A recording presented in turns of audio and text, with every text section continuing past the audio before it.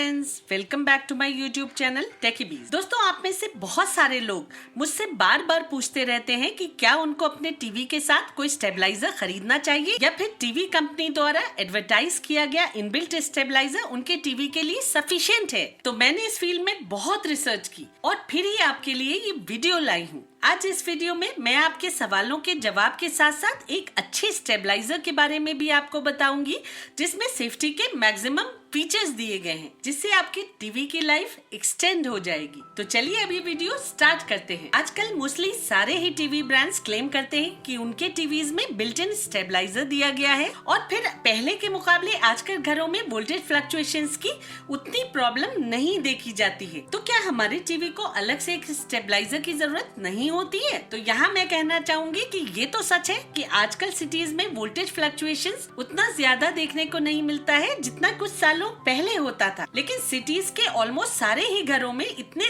ज्यादा home appliances होते हैं जिससे लोड डिस्ट्रीब्यूशन प्रॉपर नहीं हो पाता है, जिसकी वजह से वोल्टेज फ्लक्चुएशन फिर भी होता है। रूरल और सेमी अर्बन एरियाज में इन फ्रीक्वेंट वोल्टेज फ्लक्चुएशंस के चलते टीवीज बहुत ही जल्दी खराब हो जाते हैं, यहाँ तक कि स्टेबलाइजर्स भी फूक जाते हैं। मेरे एक जानने वाले हैं जिनका फार्मिंग का बिजनेस है, जिसकी वजह से उनका घर भी भोपाल के पास एक रूरल एरिया में पड़ता है। मैंने पिछले 4 सालों में उन्हें 3 टीवीज गिफ्ट किए हैं, क्योंकि वहाँ टीवीज वोल्टेज फ्लक्चुएशंस की वजह से बहुत जल्दी खराब हो जाते हैं। एक बार तो उनका स्टेबलाइजर भी पिघल गया था। सच तो ये है कि किसी भी टीवी में इनबिल्ट स्टेबलाइजर नहीं आता है। जिसको कंपनीज बिल्ट इन स्टेबलाइजर्स कहती हैं, वो एसएमपीएस यानी स्विच मोड पावर सप्लाई होती है, जो स्टेबलाइजर नहीं होता है। एसएमपीएस एसी वोल्टेज को स्टेबलाइज नहीं करता है। एसएमपीएस सिर्फ 100 वोल्ट से लेकर 250 वोल्ट तक के हाई इनपुट एसी वोल्टेज को 12 वोल्ट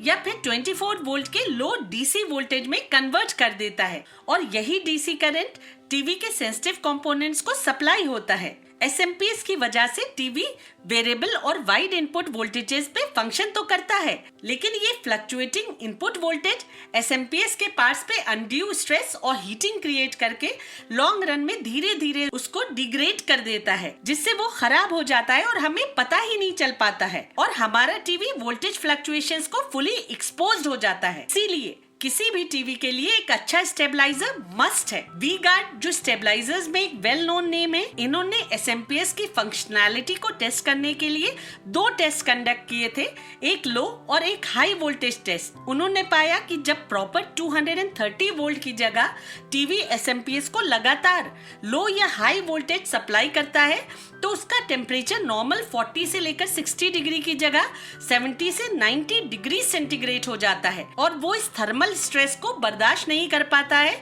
जिससे एसएमपीएस के कंपोनेंट्स धीरे धीरे खराब हो जाते हैं, जो हमें पता ही नहीं चलता है, और फिर वोल्टेज सर्ज से एसएमपीएस भी टीवी को बचा नहीं पाता है। लाइट जाने के बाद कभी कभी जब पावर वापस आता है तो स्टोर्ड एनर्जी अचानक से रिलीज होती है, जिसे हम पावर सर्ज कहते हैं। पावर सर्ज का cause bad wiring, unfiltered electrical equipment, contact bounce, arcing, capacitor bank या फिर जनरेटर का स्विच ऑन ऑफ होना भी हो सकता है। एसएमपीएस डिफरेंट ब्रांड्स के होते हैं, और बजट टीवीज में लगे एसएमपीएस में सर्ज प्रोटेक्शन दिया गया है, इसकी कोई गारंटी नहीं होती है, और यहीं पे एक स्टेबलाइजर का रोल स्टार्ट होता है।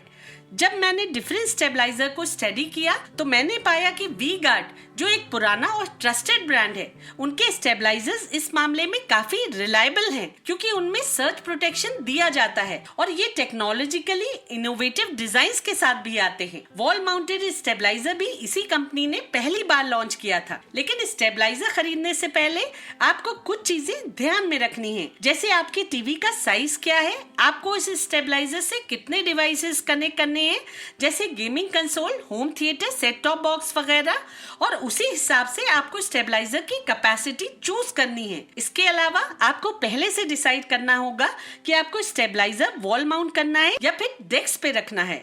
अगर स्टेबलाइजर में डिजिटल डिस्प्ले दिया गया है तो वो बहुत अच्छा होता है, क्योंकि उसमें आप इनपुट और आउटपुट दोनों वोल्टेजेस मॉनिटर कर सकते हैं। वी गार्ड का क्रिस्टल सीरीज स्टेबलाइजर जब मेरे पास रिव्यू के लिए आया तो मैंने इसे रूरल एरिया के उसी घर में रखकर टेस्ट किया जहां एक दूसरा स्टेबलाइजर वोल्टेज फ्लक्चुएशंस की वजह से पिघल गया था और 1 महीने टेस्ट करने के बाद मैंने पाया कि ये स्टेबलाइजर वोल्टेज को बहुत स्विफ्टली करेक्ट करके टीवी को प्रॉपर वोल्टेज सप्लाई कर रहा था। इस क्रिस्टल सीरीज में स्मार्ट वोल्टेज करेक्शन दिया गया है जो वोल्टेज को दूसरे स्टेबलाइजर्स के मुकाबले ज्यादा तेजी से करेक्ट कर लेता है। इस सीरीज के स्टेबलाइजर्स में सर्ज प्रोटेक्शन के अलावा थर्मल ओवरलोड प्रोटेक्शन और डिजिटल डिस्प्ले भी मिलता है। साथ ही साथ ये स्टडली बिल्ट है और इनकी ABS बॉडी एस्थेटिकली प्लीजिंग भी है। इसके अलावा ये स्टेबलाइजर सीरीज 3 इयर्स की ब्रांड वारंटी के साथ आती है। इस समय स्क्रीन पे आप इन स्टेबलाइजर्स की वर्किंग रेंज और कैपेसिटी का चार्ट देख रहे हैं। आप अपने रिक्वायरमेंट के अकॉर्डिंग इनमें से कोई भी स्टेबलाइजर सिलेक्ट कर सकते हैं। तो दोस्तों, उम्मीद है कि ये वीडियो आपको हेल्पफुल लगी होगी। अब मिलते हैं अगली वीडियो में, तब तक के लिए take care and stay safe.